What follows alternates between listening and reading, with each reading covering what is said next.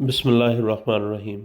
اور یہ نیکی نہیں کہ تم گھروں میں ان کے پچھواڑوں سے آؤ، بلکہ نیکی ہے جو تقوی کرے، اور گھروں میں ان کے دروازوں سے آؤ، اور اللہ سے ڈرو تاکہ تم فلاح پا جاؤ۔ سورہ بقرہ آیت نمبر 189۔ اس کی تفسیر میں معصوم فرماتے ہیں کہ گھروں سے مراد محمد وآل محمد صلی اللہ علیہ وآلہ وسلم ہے، اور ان کے دروازوں سے مراد معصومین علیہ السلام کی بیعت اور اقرار ولایت ہے۔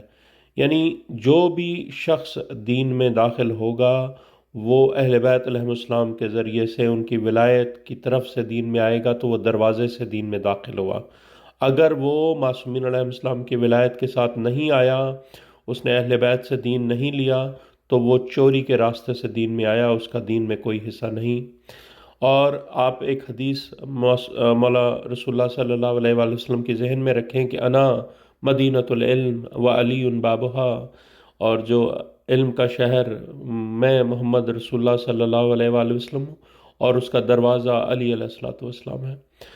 مولا معصومین علیہ السلام کی خوشنودی کے لیے اس آیت کو اور اس کی تفسیر کو تمام مومنین کے ساتھ ضرور شیئر کریں، تاکہ یہ ذکر معصومین تمام لوگوں تک پہنچ جائے اور حجت تمام ہو۔